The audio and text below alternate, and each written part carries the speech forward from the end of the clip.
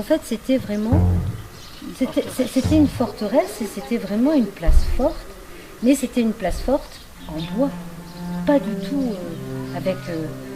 et il y avait le centre où les gens venaient se réfugier et tout autour il y avait des centres avec des cercles avec des pieux et des palissades.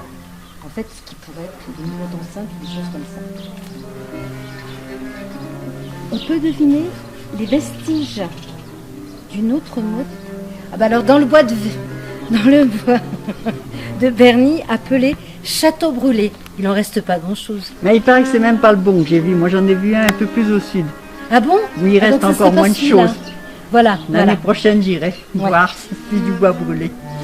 C'est au XIe siècle que l'illustre famille des Montboissier.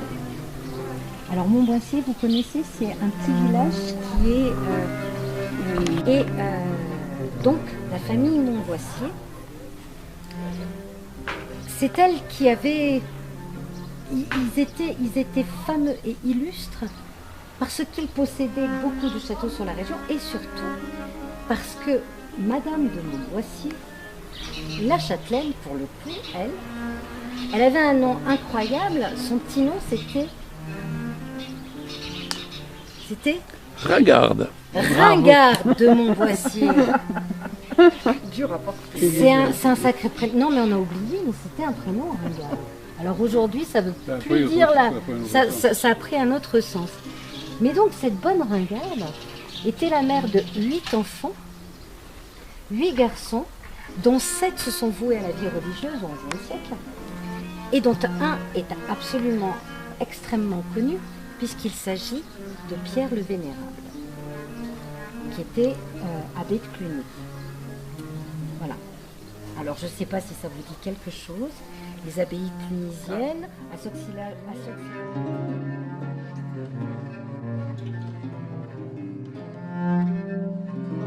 cassé. C'est plus un parapluie puisqu'il sert plus à rien. Mais comment ça s'appelle? Il faut trouver. Mais il faut lui trouver un autre. Voilà. Et oui. Une autre destination. Voilà. Donc voilà, vous avez ça. Alors, je vous expliquer rapidement. Alors les explications, si vous voulez en savoir un peu plus, vous pouvez lire. Mais voilà, donc il y a deux choses à voir. Ça, ce qui était des purement graphiques. Donc c'est des émotions qu'il faut essayer de capter.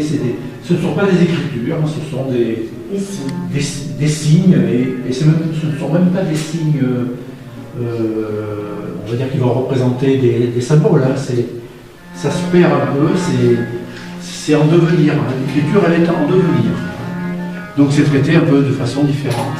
Ici, on pourrait dire que c'est un peu des signes un peu ethniques.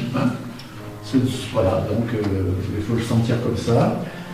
Là, vous avez d'autres graphismes c'est assez fouillé, si vous regardez, il y a des choses. Alors on peut ressentir... Vous travaillez en collage aussi? Comment? Il y a du collage sur cette... Oui, là c'est comme... Oui, vous avez des banderoles qui sont collées. C'est des collages. Donc je travaille sur la trace et le signe. Donc la trace, c'est beaucoup de choses. C'est ce qu'on peut... Là j'ai donné des traces, là. Mais là c'est plutôt traité d'une autre façon. C'est traité comme si c'était un panneau mural avec des différents papiers qui seraient collés, qu'on aurait décollés, etc. Et apparaissent des signes, des non-écritures, mais qui devraient être... voilà. Donc c'est un autre aspect. Ici, on a beaucoup de choses. On a énormément de graphismes qui sont très abondants. Ça s'appelle Babel, il y en a beaucoup. Ça pourrait expliquer peut-être la possibilité à l'humanité de s'exprimer à travers l'écriture. Voilà, c'est le côté abondant. Voilà. Alors, donc vous avez ça, vous avez d'autres... Pourquoi vous l'avez mis dans le Parce que je peux le mettre dans les deux sens. Je peux le mettre dans deux sens, c'est vrai. Ce que vous dites, c'est tout à fait vrai. J'ai des tableaux que je peux mettre dans deux sens différents. Notamment, vous avez celui-ci là, avec les bandes là. Et je l'avais fait au début avec. Il était tombé sur la gauche, chaque main de la gauche. Et là, je me dis. Sur l'étrange. Quand j'ai pénétrant, une femme. Voilà. Donc, quand tout était noir, on ne voyait plus. Donc, j'ai recherché après où j'avais mis mon texte. Alors, je l'ai ressouligné. avec du blanc. Et là, voilà. Alors on remonte encore plus, j'essaye. Mais pourtant, c'est de l'arbre actuel. Hein. Ce qu'on en fait, en fait. Hein. Donc là, vous avez... ce sont des rôles. Ils sont là, ils n'ont pas été ouverts et donnés à être lus.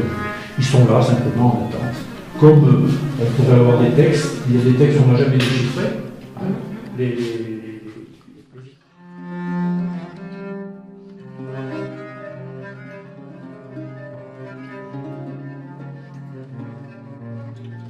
15e, le 16e siècle, que Saint-Bonnet-le-Bourg va se transformer en petite ville grâce à quelques années de prospérité. L'agriculture prospère, le commerce de grains, de bois, de bestiaux bat son plein. L'auberge remplie, le forgeron ne manque pas d'ouvrage et les voituriers ne restent pas longtemps sans passagers.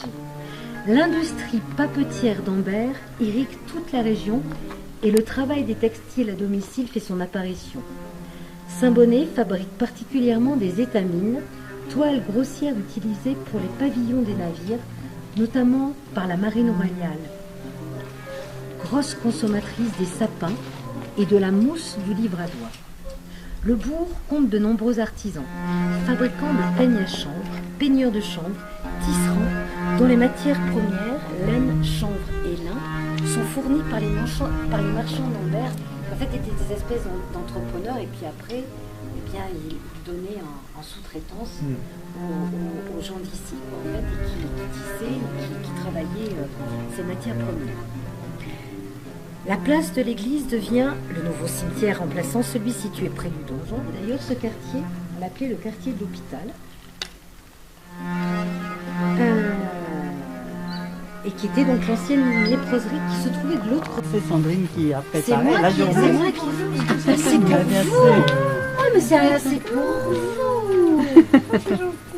Bah, bien sûr. C'est ma collection personnelle. Il aurait dû faire jour, donc maman... Non, pas forcément. Non. C'est pour ça on les regarde à la lampe. Un petit côté mystère. Ben oui. Ben, c'est-à-dire que là, on a vu une galerie machin, mais ça, c'est une galerie improvisée. C'est galerie de la Clémentine. C'est que... on fait pas ce qu'on veut. On fait avec ce qu'on a. Moi, j'ai trouvé un grillage.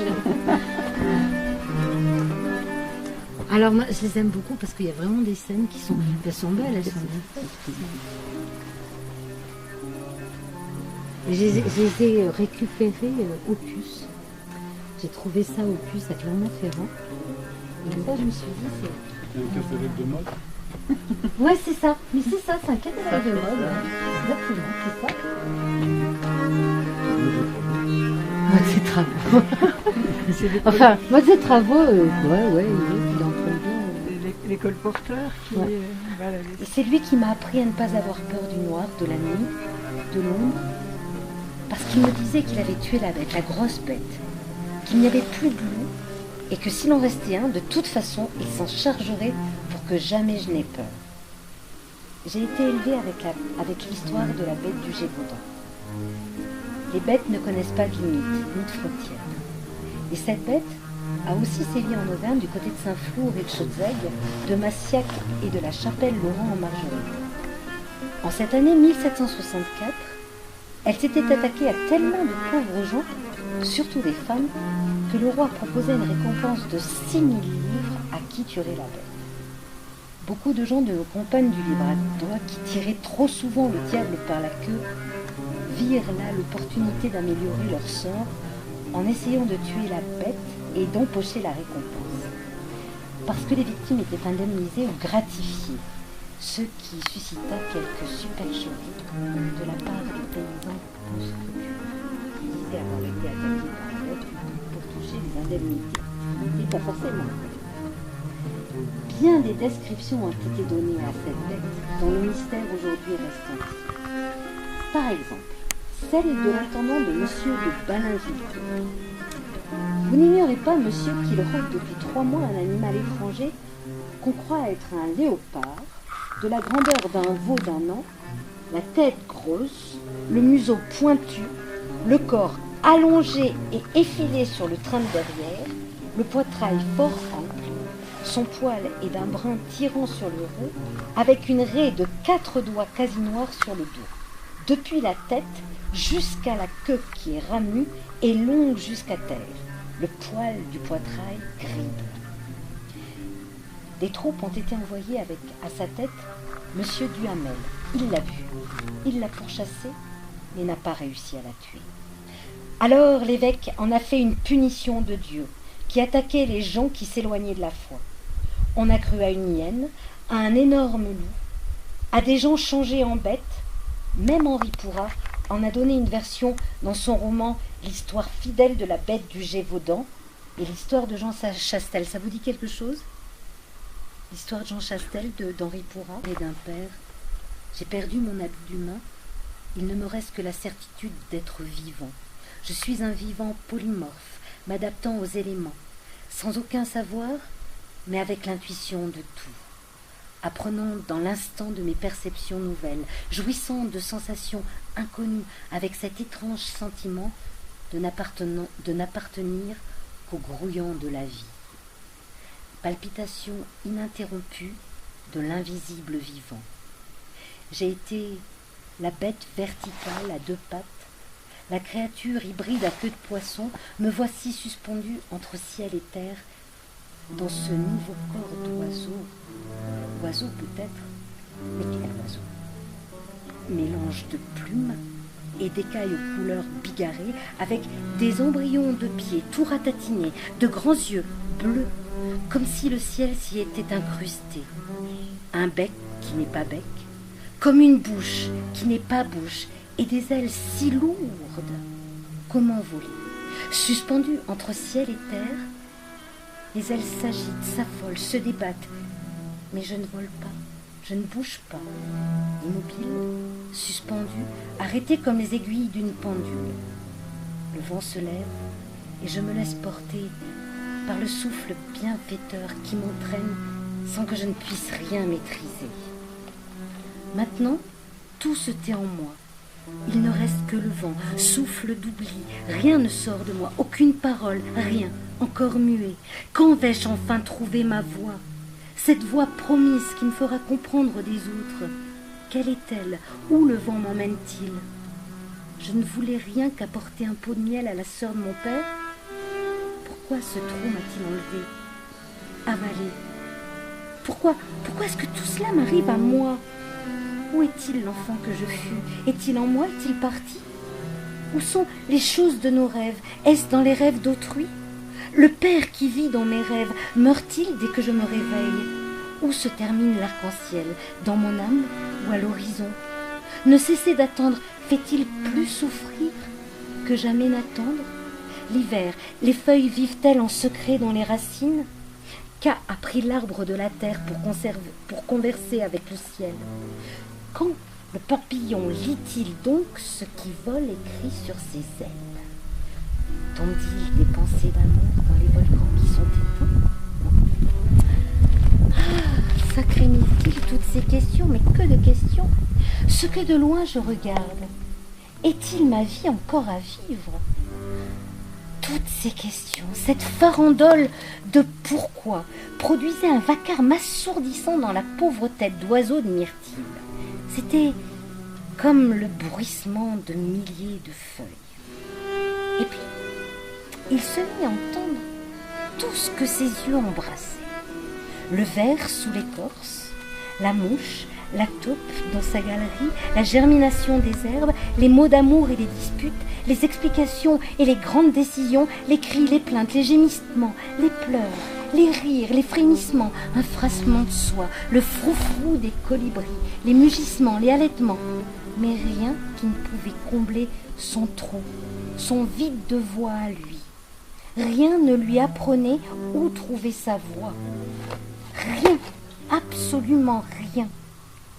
Cette langue promise, à lui seul, qui le ferait comprendre de tous, de tout le vivant. Oh, il se sentait trahi, bafoué. C'est alors que tout s'effaça, comme ça, d'un seul coup. Comme on sèche ses larmes. Tout devint blanc, comme une page. Et ce blanc vibrait, page sublime du monde. Ça creusait en lui, de plus en plus profond, comme pour toucher au commencement, à cette première vibration du son. Les mots se brisaient comme des verres de cristal et chaque éclat devenait son pur, éclat de notes, pur langage. Tous les mots de toutes les langues se disloquaient en parcelles de son. Alors, Myrtille sut. Il comprit que sa voix promise n'était pas dans les mots, mais dans les notes. Quand les mots ne peuvent plus dire, il y a la musique. Le vent souffla fort, et Myrtille tomba comme tombe une feuille en virevoltant, et lorsqu'il toucha le sol, c'était un homme humain qui ne parlait toujours pas, mais qui avait en lui toute la musique du monde. Voilà l'histoire de Myrtille.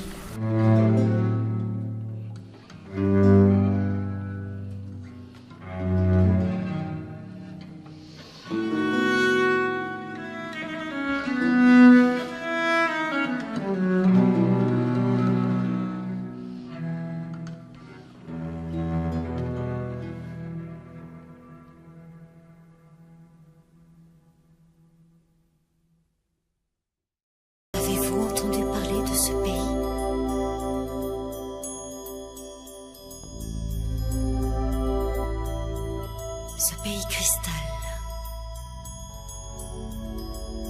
bleu et pur. Ce pays calme, doux et tranquille.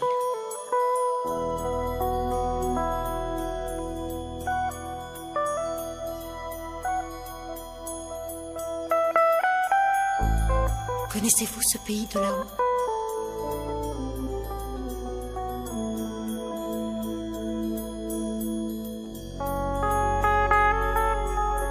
Ce pays,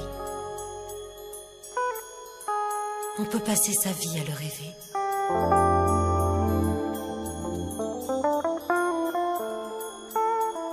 Moi, je cherche le chemin. Dans les signes accrochés au néphélion brumeux des marées, dans les nébuleuses nacrées, dans les regards, dans l'air, dans les vibrations du son.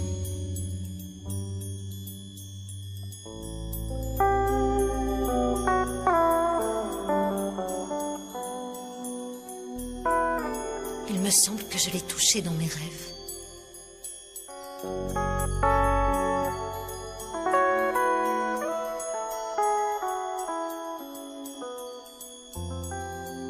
Et puis, un jour, mon chemin a croisé celui de la jeune fille aux yeux mauves. Elle avait le regard suspendu au nuage, l'iris auréolé d'arc-en-ciel. Shiny. Shiny m'a conduit au pays d'en haut, au pays des enchanteurs.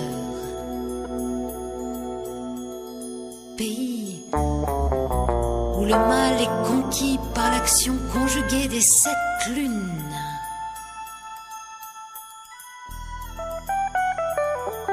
Seul Shiny échappait à la force protectrice des 7 lunes.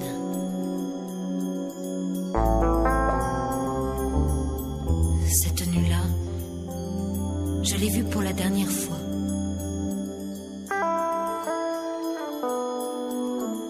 Elle avait le corps tendu, cassant, aiguisé. L'âme tranchante, elle éprouvait la tectonique fracassante de la souffrance et de la peur. Elle avait la tête au ciel, les yeux plus mauves que jamais, Les 7 lunes s'alignaient. Shiny tremblait. Elle sentait sa présence.